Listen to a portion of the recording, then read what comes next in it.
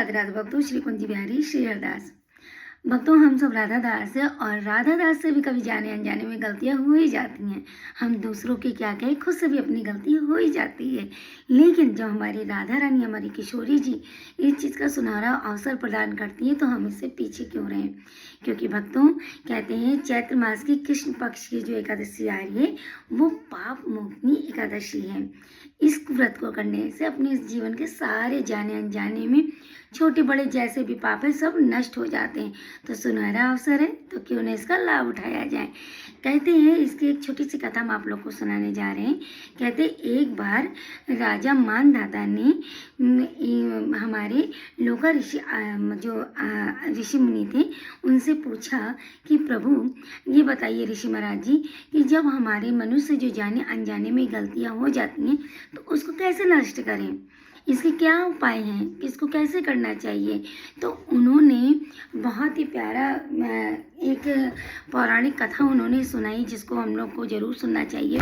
तो उन्होंने कहा कि एक बार जमन ऋषि जी के जो पुत्र थे मेधावी जी, तो वो वन में तपस्या कर रहे थे। जब मेधावी जी वन में तपस्या कर रहे थे तो वहाँ बहुत ही सुंदर सी अप्सरा आई और अप्सरा आकर उनके जो तपस्या थी उनकी तपस्या को भंग कर दिया, क्योंकि वो बहुत ही सुंदर थी, बहुत ज़्यादा सुंदर थी।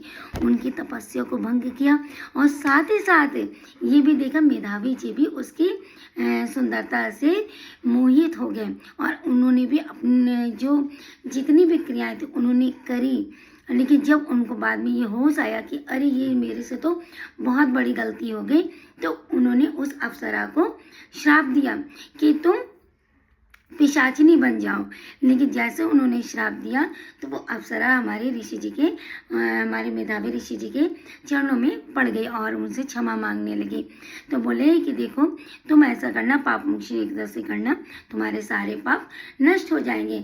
और यहाँ तक कि मेधावी ऋषि जी से भी जो ये हुआ था पाप, उसको भी उन्होंने इस व्रत एकादशी का पालन किया। तो इसीलिए कहते भक्तों, जिन जिन भक्तों को हम तो कहते हैं जिन जिन भक्तों से जाने अनजाने में पाप नहीं भी हुआ हो तो वो ये व्रत जरूर से जरूर करें। सिर्फ हमारी राधा रानी और बाकी बिहारी जी जरूर कृपा बरसाएंगे। और एकादशी का व्रत तो जरूर से जरूर सभी को करना चाहिए। और इस व्रत में सबसे सुबह उठना, ब्रह्म मुहूर्त में ठाकुर जी की आराधना करिए, ठाकुर जी को पीले वस्त्र पहनाइए, स्वयं भी पीले वस्त्र पहनिए और भजन कीर्तन जितना ज़्यादा नाम जाप हो सके उतना जाप करिए और संकल्प करिए। जरूरी नहीं कि आप पूरे दिन भूखे रहकर भूखे रहकर ही व्रत करो, क्योंकि हमारे ठाकुर जी कभी नहीं चाहते कि आप अपने शरीर को कष्ट देकर करिए। क्योंकि देखिए, एक पिता कभी नहीं चाहेगा कि अपना उसका बालक अपने शरीर को कष्ट देकर व्रत रखे।